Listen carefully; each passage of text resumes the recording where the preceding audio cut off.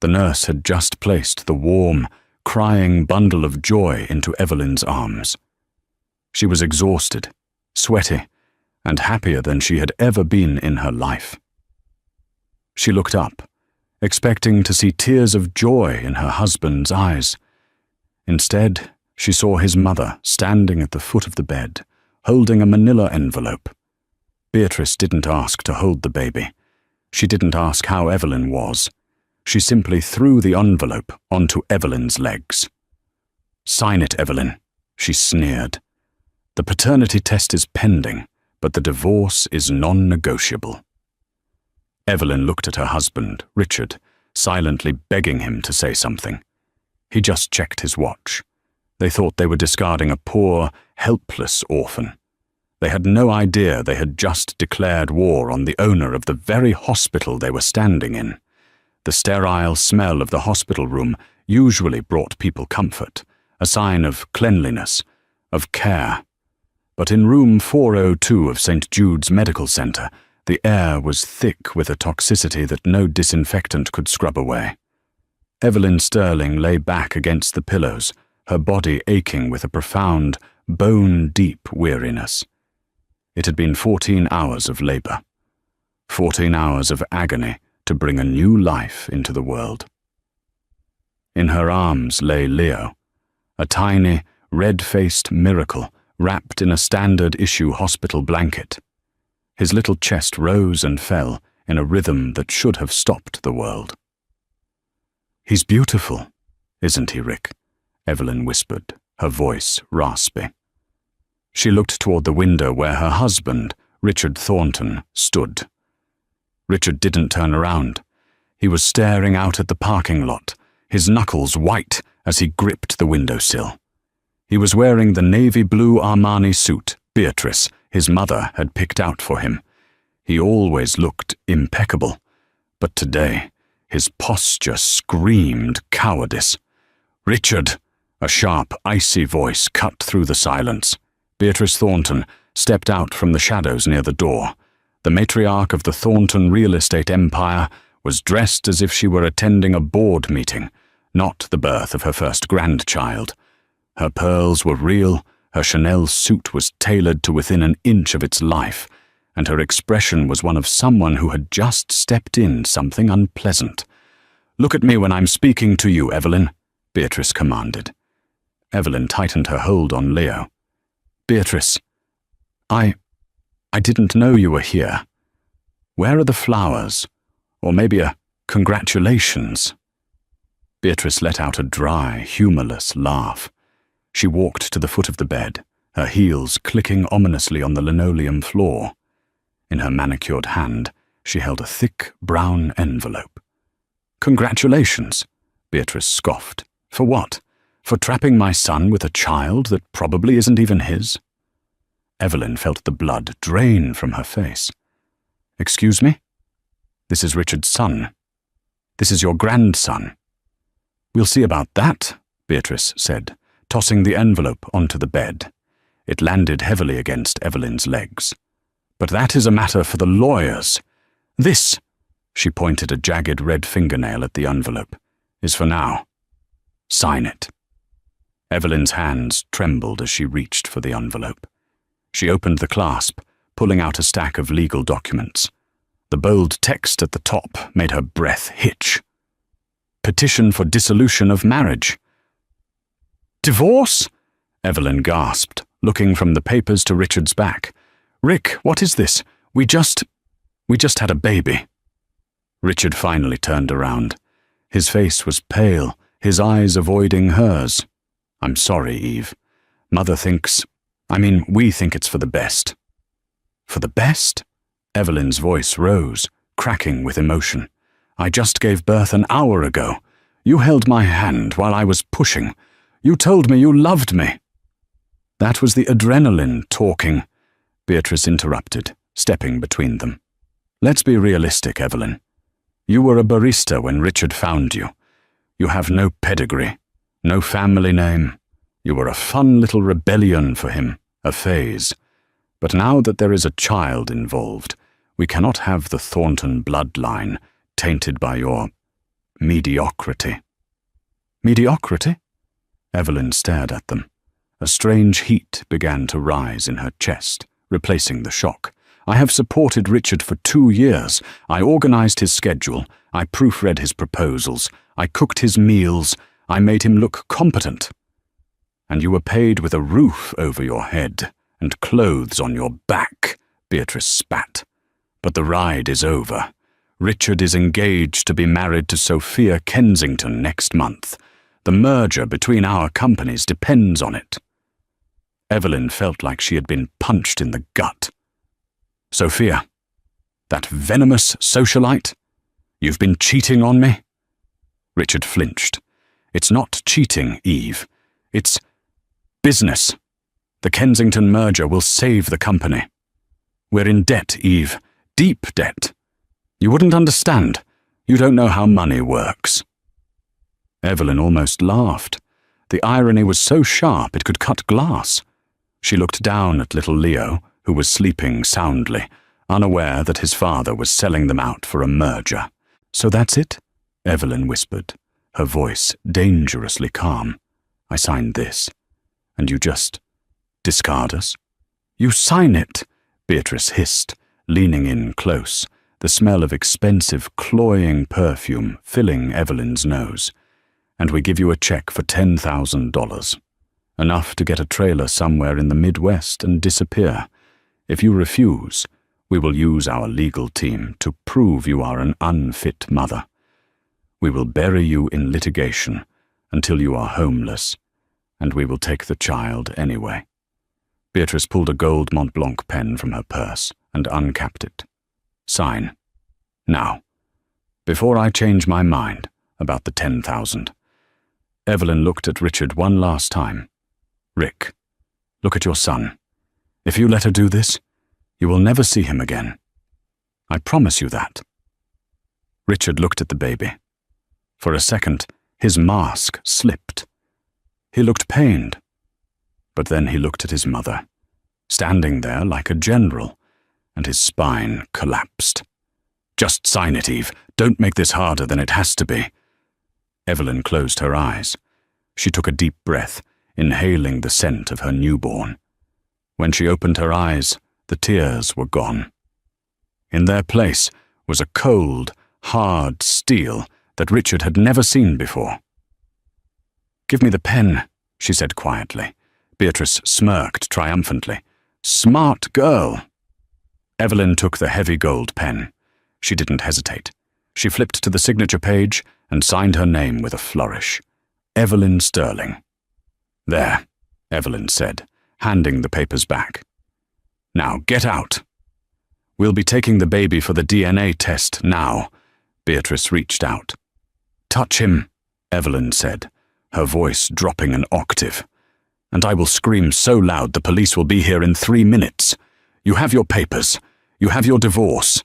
The custody hearing is pending the test, according to your own document.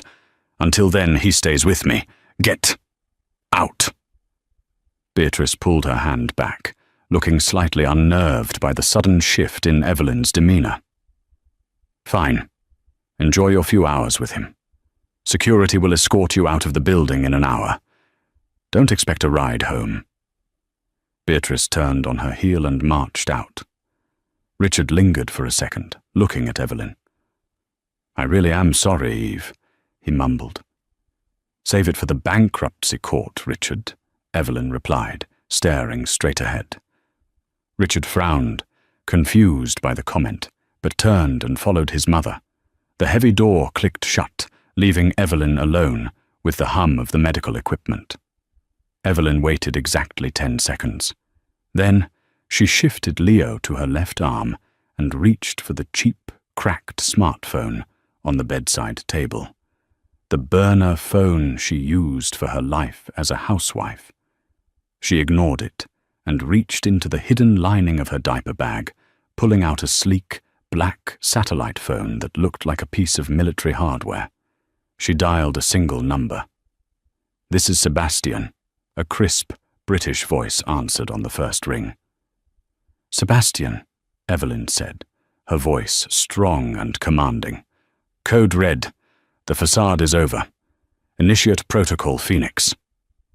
There was a pause on the other end, followed by the sound of typing. "Understood, Ma'am. I see your GPS is active at St. Jude's. Congratulations on the birth. Shall I assume the Thornton family was unsatisfactory?" "They handed me divorce papers in the recovery room, Sebastian," Evelyn said dryly. "And they offered me $10,000 to disappear." $10,000? Sebastian sounded genuinely offended. "That wouldn't cover your shoe budget for a week, Mom." "Exactly. Come get me.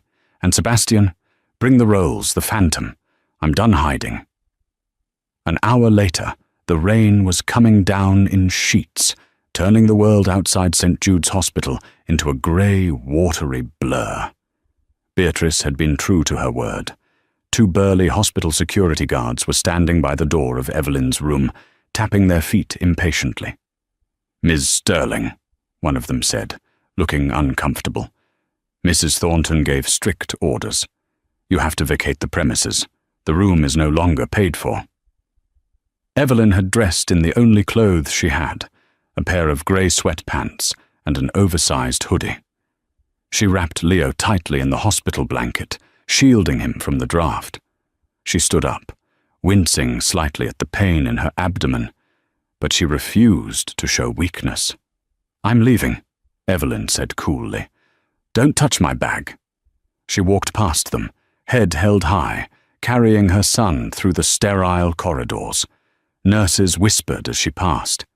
Beatrice had made a scene at the nurses' station, apparently telling everyone that Evelyn was a surrogate gone rogue who was trying to extort the family. The eyes following her were full of judgment. "Let them look," Evelyn thought. "They'll be working for me by tomorrow."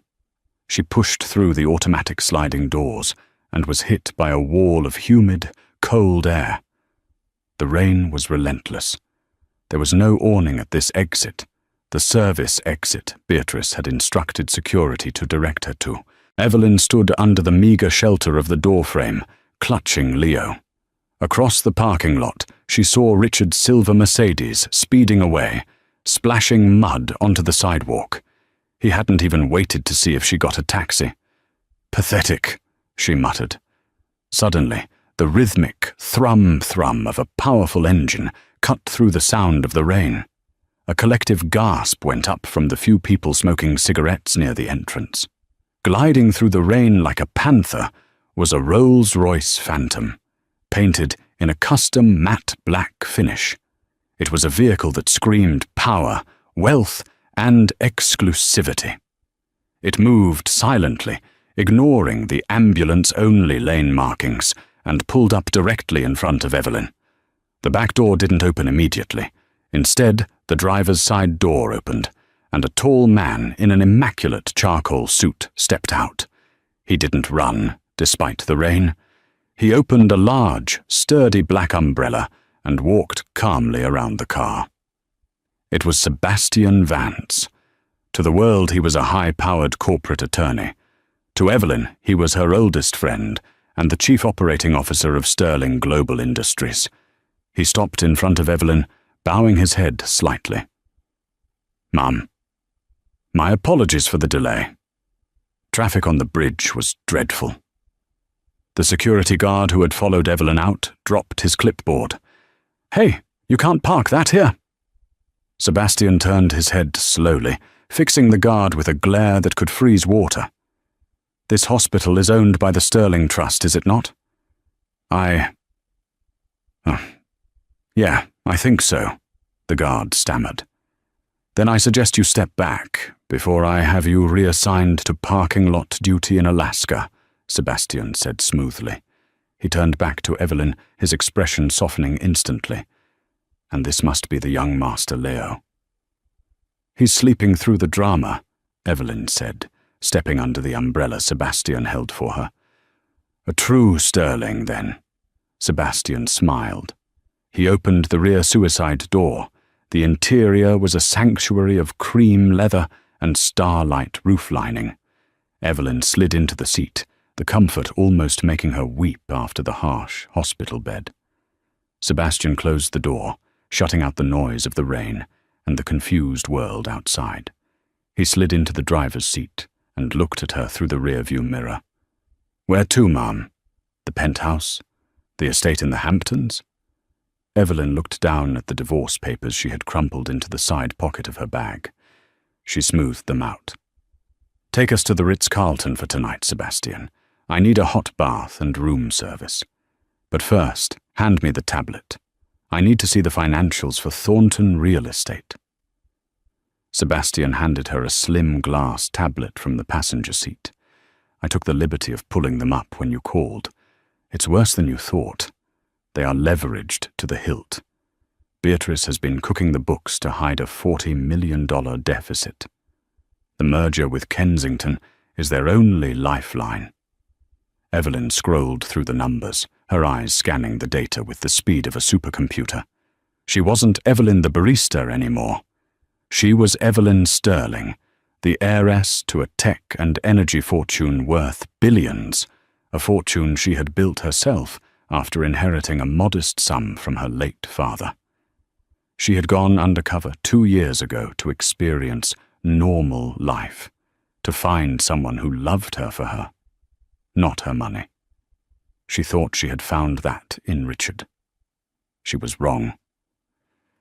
"The Kensington merger," Evelyn murmured. "Who is the lead investor financing the Kensington side of the deal?" Sebastian smiled, his eyes twinkling in the mirror. "That would be Vanguard Capital, ma'am." Evelyn stopped scrolling. A slow, dangerous smile spread across her face. "Vanguard Capital? That's one of our shell companies, isn't it?" "It is. We own 51% of the controlling interest in the funding for that merger." Evelyn looked out the window as the Rolls-Royce pulled away from the curb, leaving the confused security guards and the miserable hospital behind. "Sebastian," Evelyn said softly, "freeze the funding." "Ma'am, you heard me. Put a hold on the capital injection for the Kensington-Thornton merger. Cite: due diligence concerns regarding leadership stability. If Beatrice wants a war, she's going to get a nuclear winter." "And regarding Mr. Richard?" Sebastian asked as they merged onto the highway. "He wants to marry Sophia for connections?" Evelyn stroked Leo's soft cheek. "Let him try. But first, send the divorce papers to our legal department. I want to countersue. Not for money.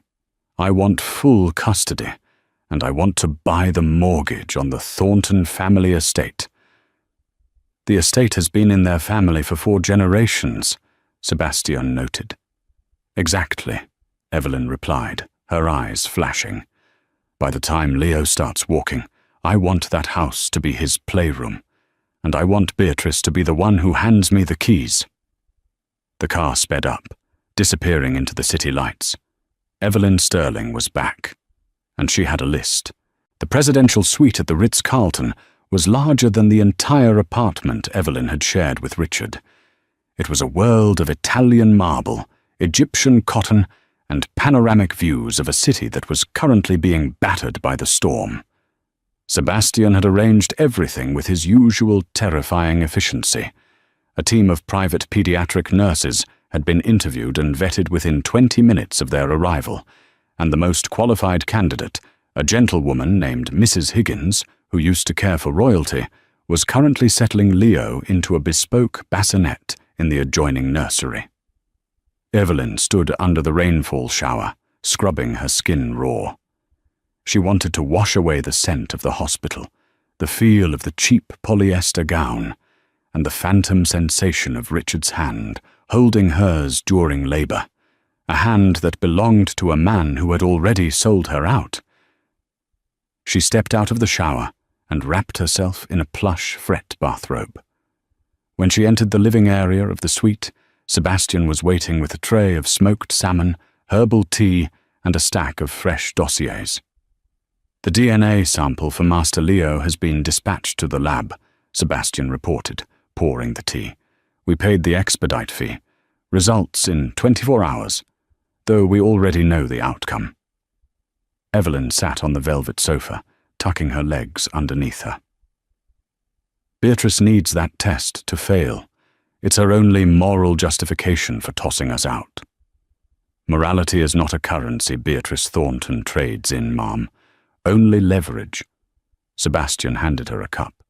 Speaking of which, the hold on the Vanguard capital funding has been executed. The automated notification system just sent the alert to the Thornton Real Estate CFO. Evelyn took a sip of tea, the warmth spreading through her chest. What time is it? 7:30 p.m. They will be at dinner. Evelyn closed her eyes, visualizing the scene. The Thornton Manor, a sprawling, drafty estate in Greenwich that smelled of old money and decaying mahogany. They always ate at 7:30 sharp, Beatrice at the head of the table, Richard at her right. And tonight, the empty chair at his left wouldn't be empty. Sophia Kensington will be there, Evelyn stated. It wasn't a question. Indeed, her social media feed indicates she is celebrating a new chapter with my love, Ricky. She posted a picture of a sapphire engagement ring an hour ago. Evelyn's cup rattled slightly against the saucer. He proposed? Today? The day his son was born? It appears Beatrice didn't want to waste any time cementing the deal. A single tear escaped Evelyn's eye, hot and fast. She wiped it away angrily. This was the hardest part, the realization that her 2-year romance hadn't just ended. It had been a performance. Richard hadn't just fallen out of love. He had been actively auditioning her replacement while she carried his child. "Why did I do it, Sebastian?" she whispered. "Why did I hide who I was?" Sebastian softened. He sat in the armchair opposite her. "Because after your father, Harrison Sterling, passed away, you were the richest 22-year-old on the eastern seaboard. Every man who approached you saw dollar signs. Not Evelyn. You wanted what your parents had. True affection. Unconditional love. And I found a con artist with a weak chin and a mummy complex," she said bitterly. "You found a lesson, ma'am. A very expensive lesson for Mr. Thornton." Sebastian stood up, his professional demeanor returning.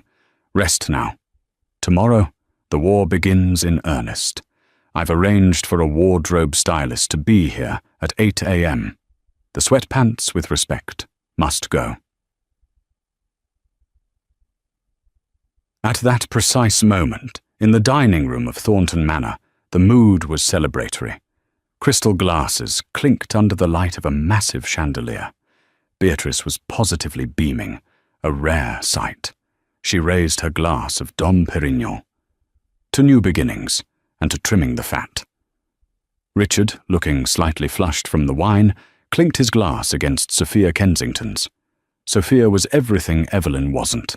Loud, blonde, and draped in logos. Her father owned Kensington Logistics, the company that was supposed to save Thornton Real Estate from sinking. "Oh, Beatrice, stop," Sophia giggled, admiring the sapphire on her finger. "You make it sound like we murdered someone. Richard just finally came to his senses." She leaned over and pecked Richard on the cheek. "Didn't you, Ricky?" Richard smiled weakly. "Right. Yeah. It's for the best." He kept checking his phone, half expecting a text from Evelyn, begging to be let back in. But there was nothing. "I still can't believe she actually signed," Beatrice gloated, slicing into her medium-rare filet mignon. "I thought she'd put up more of a fight. Just goes to show, those types of girls always have a price. $10,000 and she practically ran out the door." "What about the baby?" Sophia asked, wrinkling her nose. "I mean, we aren't keeping it, right? That doesn't fit with our 5-year plan, Ricky. We'll put it up for adoption quietly once the paternity test comes back negative," Beatrice said dismissively. "Or, if by some tragic twist of fate it is Richard's, we'll pay the girl off to keep it away from here." We don't need that baggage. Richard winced. Mother, it is a boy. And he looked like a mistake, Richard, Beatrice snapped. Focus. Tomorrow the funding from the Kensington merger hits our accounts. $40 million. We can finally pay off the bridge loans from Deutsche Bank and stabilize the stock. Just then, Beatrice's personal phone, which sat face up on the table, buzzed violently. It was a priority alert email. Beatrice frowned. She hated interruptions during dinner. She picked it up, adjusting her reading glasses. As she read the subject line, the color drained from her face, leaving her makeup looking like a grotesque mask. Urgent capital injection. Hold Kensington, Thornton. Merger file. 992. What is it, Mother? Richard asked, sensing the shift in the room's atmosphere. Beatrice's hand shook as she opened the email. It was from the lead financing partner, Vanguard Capital. Dear Mrs. Thornton, due to unforeseen compliance issues and pending due diligence review regarding executive leadership stability at Thornton Real Estate, the scheduled wire transfer of $40,000 has been placed on an indefinite administrative hold. We apologize for the inconvenience. Indefinite administrative hold, Beatrice whispered, her voice barely audible. What? Sophia asked. Hold on what? The money, Beatrice gasped, dropping the phone into her mashed potatoes. The merger money. It didn't go through. Richard stood up so fast his chair fell over. What do you mean it didn't go through? We have payroll on Friday. If that money doesn't hit by tomorrow at noon, the bank calls the loan. We're bankrupt, Mother. It must be a mistake, Beatrice stammered, frantically wiping potato off her phone. A computer glitch. I'll call Carlton at Vanguard. He'll fix it. She dialed the personal number of the VP at Vanguard Capital, a man she had schmoozed for months. It went straight to voicemail. He's not answering. Beatrice looked up, pure terror in her eyes. Well, fix it, Ricky, Sophia demanded, her voice shrill. My daddy isn't signing the final papers until your side of the funding is secure. That was the deal. The celebratory dinner dissolved into chaos. Richard was pacing, Beatrice was hyperventilating, and Sophia was worried about how this would affect her engagement party planning. None of them suspected that the compliance issue was currently sitting in a penthouse 10 miles away, drinking chamomile tea and watching their world begin to burn. The next morning broke bright and clear, the storm having passed, leaving the city scrubbed clean. Evelyn stood in front of a floor-to-ceiling mirror in her suite. The transformation was startling. The exhausted new mother in sweatpants was gone. In her place stood Evelyn Sterling, CEO. She wore a tailored cream power suit by Alexander McQueen that accentuated her figure while screaming authority. Her hair, usually thrown into a messy bun, was blown out into sleek, glossy waves. Her makeup was flawless, a coat of armor against the world. But it was her eyes that had changed the most. The softness was gone, replaced by a chilling resolve. The car is ready, Mum, Sebastian said, stepping into the room. He held out a new phone, a secure, encrypted device. And your new number is active. Only 5 people on the planet have it. How are the Thorntons this morning? Evelyn asked, taking the phone. Predictably desperate. Beatrice has been calling the Vanguard offices every 10 minutes since 6 a.m. They have her on hold indefinitely. Richard is currently at the Kensington offices, trying to convince Sophia's father that this is just a minor hiccup. And Mr. Kensington's reaction? He's a shark, Ma'am. He smells blood. He told Richard he has 24 hours to show proof of funds, or the deal is dead, and he's suing for breach of contract. Evelyn allowed herself a small, cold smile. Perfect. What's Beatrice's next move? Sebastian pulled up a dossier on his tablet. She's cornered. The major banks won't touch her with the Deutsche Bank loan looming. She's reaching out to secondary lenders, high interest, predatory types. She has a meeting at 11 a.m. with a firm called Ironclad Capital Partners. They are notorious for loan-to-own schemes. They'll give her enough rope to hang herself, then take the company properties as collateral. Ironclad, Evelyn mused, adjusting the cuffs of her blazer. Who owns them? It's opaque, a shell company registered in the Cayman Islands. But their stateside broker is a man named Marcus Thorne. Sleazy, but effective. Evelyn walked over to the bassinet and kissed sleeping Leo on the forehead. He smelled of milk and innocence. Mrs. Higgins, I'll be back in 2 hours. Guard him with your life. Of course, Miss Sterling, the nanny replied quietly. Evelyn turned to Sebastian. Get Marcus Thorne on the phone. Tell him I want to buy Beatrice Thornton's debt before she even signs the paperwork. Sebastian raised an eyebrow. That will cost a significant premium, ma'am. Ironclad will want their pound of flesh. Offer them double their usual interest rate for an immediate buyout of the contract rights. Use the Sterling Private Equity Fund so my name doesn't appear. Evelyn put on oversized sunglasses. I don't want Beatrice to just owe money. I want her to owe me money. I want to own the very ground she's standing on when I pull the rug out. At 11:00 a.m., Beatrice Thornton sat in a plush, overly modern office in Midtown Manhattan, across from Marcus Thorne. Thorne was a man who wore too much hair gel and cologne that smelled like desperation and cheap leather. It's a standard bridge loan, Mrs. Thornton, Thorne said, sliding a thick document across the glass table. He smiled, showing too many teeth. $10 million, immediate liquidity.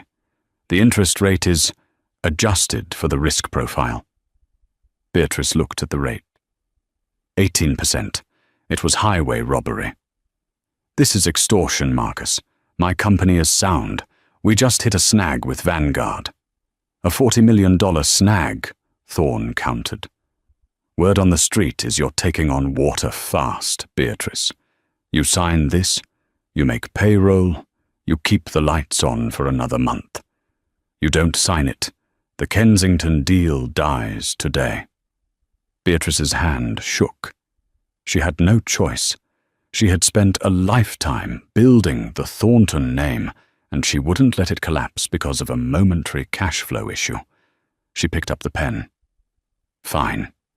But when the Vanguard money comes through next week, I'm refinancing immediately. Of course, Thorne waved his hand dismissively. Beatrice signed the papers. She felt sick to her stomach. 20 minutes after Beatrice left, grinning with relief that she had secured a lifeline, Marcus Thorne's phone rang. He listened for a moment, his smile widening. Yes, the paperwork is signed. The ink is still wet. Double the interest. Cash transfer today. Thorne laughed. Mr. Vance, it's a pleasure doing business with you. Tell your anonymous client that they just bought themselves $10 million of very distressed debt.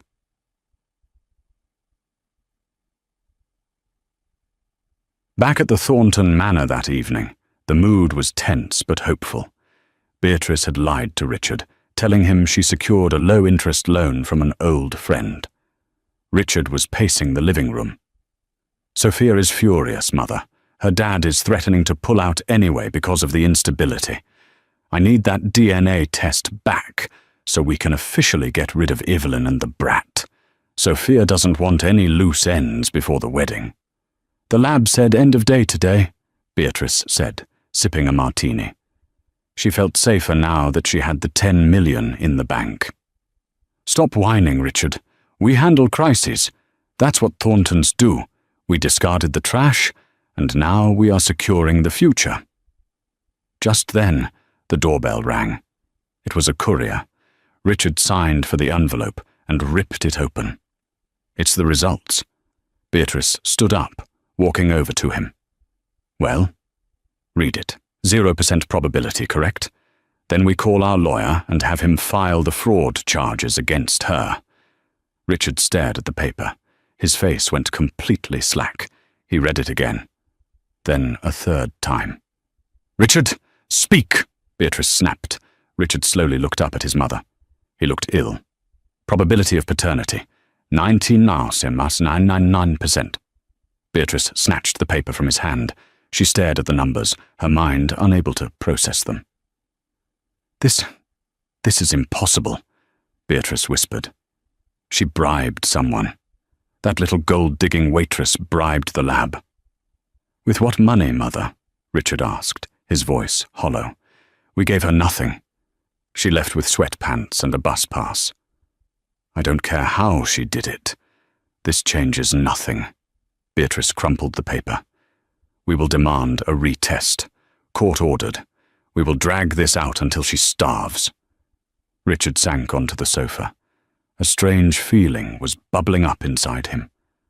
Not love, exactly, but a primal realization that he had a son, a flesh and blood heir, and he had abandoned them in a parking lot in the rain.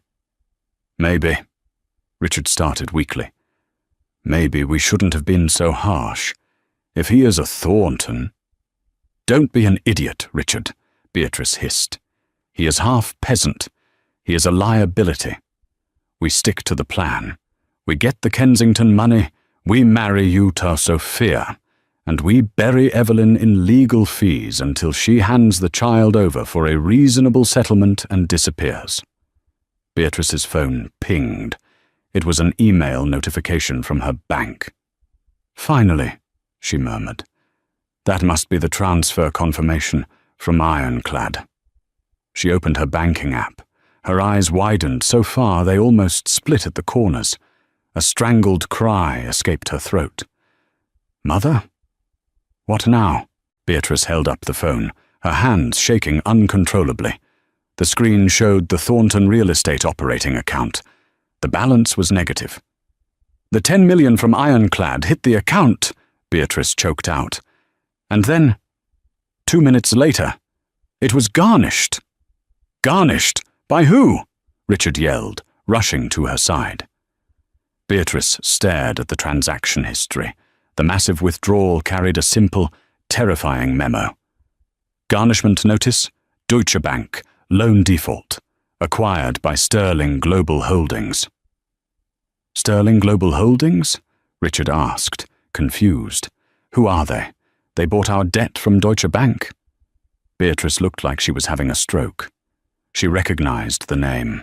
Everyone in finance recognized the name. Sterling Global was the apex predator of the corporate world. "Why would Sterling Global be interested in us?" Beatrice whispered, true terror finally setting in. "We're ants to them." In the penthouse at the Ritz-Carlton, Evelyn watched the real-time banking alert flash on Sebastian's tablet. The first domino had fallen. The 10 million Beatrice borrowed to save herself had been instantly swallowed up by the debt Evelyn had purchased an hour earlier. Evelyn picked up her tea. "Sebastian, send Beatrice a standard foreclosure notice on the manor. Give her 30 days to vacate. Let's see how high society she feels living in a motel." 3 days had passed since the Thornton accounts were frozen. For Beatrice, they were 72 hours of hell. She had been forced to pawn her collection of vintage Cartier jewelry just to pay the catering deposit for the engagement party. Cancelling the party was not an option. In Beatrice's mind, perception was reality. If the world saw Richard and Sophia celebrating, the creditors would back off, assuming the Kensington merger money was imminent. The party was set for Friday night at the Pierre, one of Manhattan's most exclusive hotels. "Smile, Richard," Beatrice hissed, pinching her son's arm as they stood in the receiving line. "You look like you're at a funeral." Richard adjusted his tie. He looked thinner, haggard. "I can't reach Evelyn, Mother. Her phone is disconnected. The apartment is empty. I went by there today. She's gone." "Good riddance," Sophia interjected, sipping champagne. She was wearing a dress that cost more than most cars, but it hung awkwardly on her frame. She probably went back to whatever trailer park she crawled out of. Forget her, Ricky. Tonight is about us. The ballroom was filling up with New York's elite. Senators, tech moguls, and real estate tycoons. But the atmosphere was tense. Rumors of the Thornton financial troubles were circulating. People were whispering behind their hands. Then, the room went silent. The heavy oak doors at the main entrance swung open. Usually, guests arrived in a trickle. But the woman entering now commanded the attention of an entire army. It was Evelyn. But it wasn't the Evelyn they knew. This woman was a vision of vengeance, wrapped in crimson silk. She wore a custom Versace gown that clung to her curves, a dramatic slit revealing a leg that seemed to go on forever. Around her neck hung the Star of the East, a diamond necklace so rare that even Beatrice gasped when the light hit it. She wasn't alone. On her arm was Sebastian Vance, looking devastatingly handsome in a tuxedo. Behind them trailed two large bodyguards who looked like they ate concrete for breakfast. "Who is that?" Mr. Kensington, Sophia's father, asked, squinting through his glasses. "She looks familiar." "That," Beatrice choked, her champagne glass trembling. "That is the help." Evelyn didn't wait in line. She walked straight into the center of the room, her head held high. The crowd parted for her like the Red Sea. She wasn't just attending, she was invading. Sophia, fueled by jealousy and too much vodka, marched up to Evelyn. "What are you doing here? Security! Get this trash out of here! She's crashing my party!" The music stopped. The entire room watched. Evelyn looked down at Sophia, an amused smirk playing on her red lips. "Crashing? Hardly. I own the venue." Sophia laughed nervously. "You're delusional. This is the Pierre." "Correct," Evelyn said, her voice smooth and projected perfectly for the room to hear. "And as of this morning, Sterling Global Hospitality acquired the majority stake in the holding company that operates this hotel. Technically, Sophia, you're standing in my living room." A collective gasp rippled through the crowd. Mr. Kensington stepped forward, his eyes wide. "Sterling Global, you represent the Sterling family." Sebastian stepped forward. "Correction, Mr. Kensington. She is the Sterling family. May I present Evelyn Sterling, chairwoman and CEO of Sterling Global Industries." Beatrice dropped her glass. It shattered on the marble floor, the sound echoing like a gunshot. "Sterling," Richard whispered, staring at his wife, his estranged wife, as if he were seeing a ghost. "Harrison Sterling's daughter? The heiress?" Evelyn turned her gaze to Beatrice. It was cold enough to freeze magma. "Hello, Beatrice. I received the foreclosure notice I sent you. I assume you're enjoying your last 30 days at the manor?" "You," Beatrice stammered, her face turning a blotchy purple. "You lied. You deceived us. You played the poor orphan." "I didn't lie," Evelyn said calmly, stepping closer so only the family could hear. "I told you I had no family. That is true. My parents are dead. I told you I wanted a simple life. That was true. But you didn't want simple, did you? You wanted money. You treated me like a stray dog because you thought I had no value." She leaned in, her voice a whisper of steel. "You wanted a fortune, Beatrice. Well, now you have my full attention, and I promise you I am much more expensive as an enemy than I ever was as a daughter-in-law." "Ricky, do something," Sophia screeched, realizing her engagement spotlight was being stolen. "She's lying. She's just a barista." Mr. Kensington silenced his daughter with a sharp look. He walked up to Evelyn, extending his hand, ignoring his own future son-in-law. "Ms. Sterling, I had no idea. I've been trying to get a meeting with your acquisition team for months regarding my logistics fleet." Evelyn took his hand briefly. "We can talk, Mr. Kensington. But I generally don't do business with families who associate with the Thorntons. Their financial hygiene is lacking." Mr. Kensington withdrew his hand as if burned, looking at Richard with disgust. "Is that so?" "Wait." Richard stepped forward, desperation in his eyes. "Eve, please. We can talk about this. We're married. That baby, Leo, he's my son. We're a family." Evelyn laughed. It was a dark, hollow sound. "A family? You stood by and watched your mother hand me divorce papers while I was bleeding in a hospital bed, Richard. You don't get to claim family, now that you know my net worth." She turned to Sebastian. "I'm bored. This party is tacky. Let's go inspect the wine cellar." As Evelyn walked away, the room erupted into whispers. The engagement party was effectively over. Mr. Kensington was already on his phone, presumably cancelling the merger. Beatrice stood amidst the shattered glass of her life, watching the woman she had discarded walk away with everything she had ever coveted. But Beatrice Thornton was a cornered animal. And cornered animals bite. Monday morning brought a grey, drizzling sky to New York City. Inside the family court building, the atmosphere was suffocating. Beatrice had played her final card. Over the weekend, fueled by humiliation and rage, she had filed an emergency ex parte motion for full custody of Leo.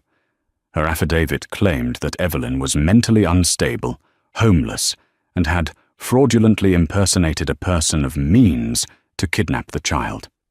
It was a desperate lie, but Beatrice had hired Arthur Finch, the nastiest, most aggressive divorce attorney in the state. Finch was known as the Shark. He didn't care about the truth. He cared about destroying the opposition. Evelyn sat at the defendant's table. She wasn't wearing the red dress today. She wore a somber, navy blue Chanel suit, looking every bit the concerned mother. Next to her sat not Sebastian, but a woman named Eleanor Vance, Sebastian's sister and the top family law litigator in the country. Richard sat on the other side, looking like a man marching to the gallows. He wouldn't meet Evelyn's eyes. Beatrice sat behind him, her face a mask of stony determination. "All rise," the bailiff announced. Judge Loretta Barnes swept in. She was a no-nonsense woman who had seen every lie in the book. She sat down and adjusted her glasses, looking over the mountain of paperwork. "We are here on an emergency motion regarding the infant, Leo Thornton," Judge Barnes said. "Mr. Finch, you represent the father. You are claiming the mother is unfit?" "We are, Your Honor," Finch boomed, standing up and buttoning his jacket. "The mother, Evelyn Sterling, or whatever alias she is using today, has no fixed address. She fled the hospital against medical advice hours after birth. She has no employment.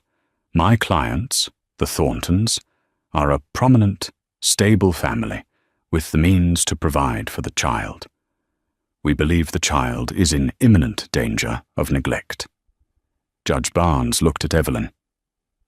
"Ms. Vance, does your client wish to respond?" Eleanor Vance stood up calmly. "Your Honor, the allegations are not only false, they are defamatory. Ms. Sterling left the hospital because she was evicted by the child's grandmother immediately after giving birth." "Objection!" Finch yelled. "Hearsay!" "I have the hospital security logs," Eleanor said, sliding a document to the bailiff. "And regarding the no fixed address claim," Beatrice leaned forward and whispered to Finch. "She's staying at a hotel. Push the instability angle. Judges hate hotels." Finch nodded. "Your Honor, living out of a suitcase in a hotel is hardly a stable environment for a newborn. The Thorntons have a multi-million-dollar estate with a dedicated nursery. The choice is clear." Judge Barnes looked at Evelyn. "Ms. Sterling, where are you currently residing?" Evelyn stood up. "For the past few nights, I have been at the Ritz-Carlton, Your Honor." Beatrice smirked. "Got her?"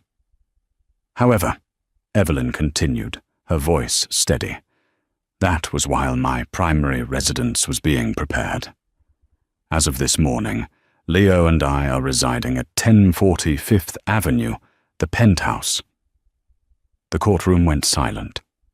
1040 Fifth Avenue was one of the most expensive buildings in New York. The penthouse hadn't been on the market for decades. "The Jacqueline Kennedy Onassis building?" The judge raised an eyebrow. "You are renting." "I purchased it, Your Honor. Cash. Yesterday." Beatrice let out a loud gasp. "She's lying. She's a barista. She makes minimum wage." "Order!" Judge Barnes slammed her gavel. "Mrs. Thornton, one more outburst and you will be removed." Eleanor Vance handed another thick folder to the bailiff.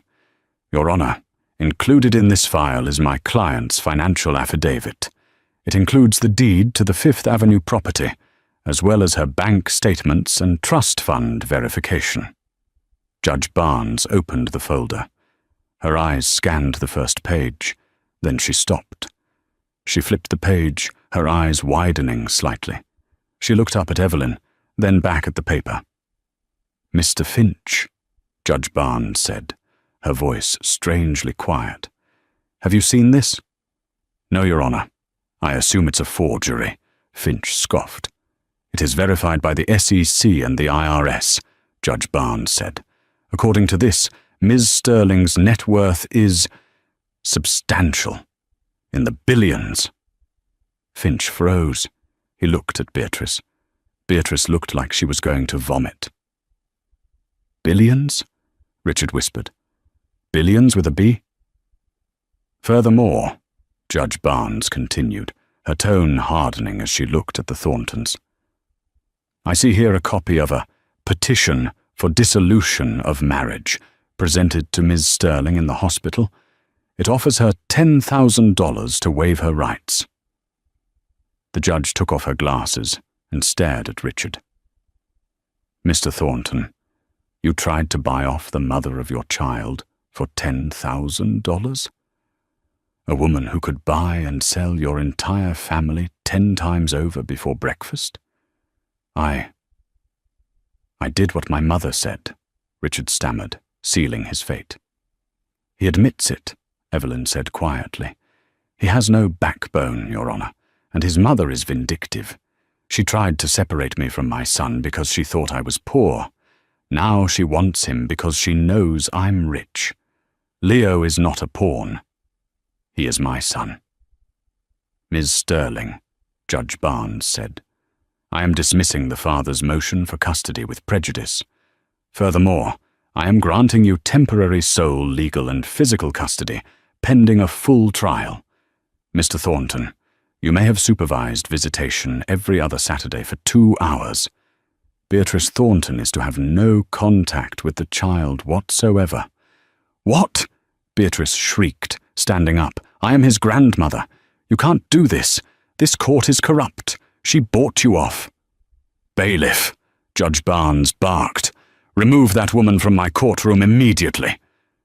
2 officers grabbed Beatrice by the arms.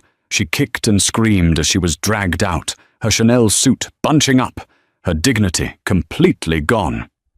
"You'll pay for this, Evelyn," Beatrice screamed as the door swung shut. "You'll pay!" Richard sat alone at the table, his head in his hands. Finch was already packing his briefcase, looking at Richard with disdain. "My retainer just doubled. If you can even afford me." Evelyn walked past Richard on her way out. She stopped for a brief second. "Eve," Richard whispered, tears in his eyes. "I didn't know." "That's the problem, Richard," Evelyn said softly. "You never tried to know me. You only looked at the label. And now you can't afford the price." She walked out of the courtroom, Eleanor and Sebastian flanking her. The legal battle was won, but the war wasn't over. Beatrice was destroyed publicly and legally, but a woman like that didn't just disappear. She festered. Outside on the courthouse steps, the paparazzi were waiting. Someone had tipped them off about the secret billionaire barista. Flashbulbs exploded as Evelyn put on her sunglasses. "Miss Sterling, is it true you bought the Thornton debt? Miss Sterling, are you suing for full custody?" Evelyn ignored them, moving toward the waiting SUV. But just as she reached the door, a man in a frantic, disheveled suit broke through the press line. It was Marcus Thorne, the predatory lender. "Miss Sterling, please!" Thorne panted, looking terrified. "You need to see this. It's about Beatrice. She's not just broke. She's done something crazy." Sebastian blocked him. "Back off." "No, listen," Thorne yelled, waving a tablet. "She leveraged the life insurance policies. She took out a policy on herself and the baby. Before the birth." Evelyn stopped. She turned slowly. "What did you say?" "She took out a key person insurance policy on the unborn child," Thorne said, shaking. "It pays out $5 million if the child doesn't make it to his first birthday. She used it as collateral for a loan from the muddy side of the tracks. People I don't even deal with." A cold chill, colder than any winter wind, went through Evelyn. Beatrice hadn't just wanted to steal the baby. She had bet against his life to secure a loan. And now that she was broke, humiliated, and banned from seeing him, Beatrice had nothing left to lose. Evelyn looked at Sebastian. "Get in the car, now. We need to increase security details, quadruple them." The war wasn't over. It had just turned deadly. The revelation that Beatrice Thornton had taken out a key person insurance policy on her own grandson, betting on his death to pay her debts, turned the corporate war into a survival thriller. Evelyn retreated to her penthouse fortress at 1040 Fifth Avenue, but safety was an illusion. The intercom buzzed, and a battered Richard stumbled out of the elevator. He was bloody and breathless. "She's coming, Eve," Richard gasped. "She owes loan sharks millions. She hired mercenaries to take Leo. She needs the insurance payout." Before Evelyn could react, the penthouse lights died. The service elevator, which Beatrice knew the override codes for, blasted open. Beatrice stormed in, looking deranged, wielding a revolver and flanked by 2 armed men. "Hello, family," Beatrice cackled, her eyes wild with desperation. "I created this legacy, and I will not let it die. Give me the boy." "You're insane, mother!" Richard screamed, standing between Beatrice and the nursery door. "He's your grandson." "He is a paycheck," Beatrice shrieked. "I have nothing left. I will not go to prison poor." She raised the gun, aiming at Evelyn. Sebastian, Evelyn's COO, lunged at the mercenaries, disarming one. But Beatrice remained focused. She pulled the hammer back. "No!" Richard roared. Summoning a courage he had never possessed before, Richard launched himself at his mother, just as she squeezed the trigger. Bang! The gunshot echoed like a cannon. Richard slumped to the floor, a blooming red stain on his chest. Beatrice dropped the gun, staring at her bleeding son in horror. The realization of what she had done finally broke through her madness. Sirens wailed outside.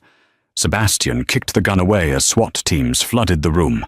They dragged a screaming Beatrice away in handcuffs, her dynasty ending not in glory, but in a cage. 6 months later, the Thornton Manor was unrecognizable, bright, airy, and filled with the scent of white roses.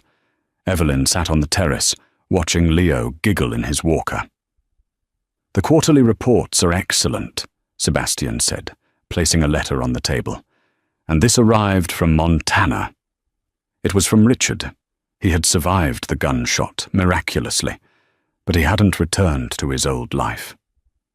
"Dear Eve, I'm working on a cattle ranch now. Real work. My hands are blistered, but for the first time I feel like a man. I can't be a father to Leo yet. Not until I've built something real to offer him. Tell him his dad saved him. Tell him I'm learning to be brave. Love, Rick." Evelyn smiled, watching her son reach for a butterfly. She had lost a husband, but found her strength. Beatrice was rotting in a cell, Richard was finding his soul, and Evelyn Sterling. She was just getting started. She picked up Leo and whispered, "We're going to change the world, little lion." What a journey. From a cold hospital room where a mother was discarded like trash to the dizzying heights of corporate warfare. And finally, a heart-stopping showdown that proved money can buy a lot of things, but it can't buy redemption. Evelyn proved that true power isn't about wealth, it's about the strength to protect what you love. Beatrice Thornton learned the hard way that when you dig a grave for someone else, you usually fall in yourself. And Richard? Well, he learned that it's never too late to find your backbone, even if you have to lose everything to find it. I want to know what you would have done. If you were Evelyn, would you have forgiven Richard after he took that bullet? Or was the betrayal too deep? And did Beatrice get what she deserved, or did she get off easy? Let me know your thoughts in the comments below. If you enjoyed this roller coaster of a story, please smash that like button. It really helps the channel. Don't forget to subscribe and hit the notification bell so you never miss a new story. I have an even crazier drama coming up next week about a runaway bride and a mafia prince that you do not want to miss. Thanks for watching, and I'll see you in the next one.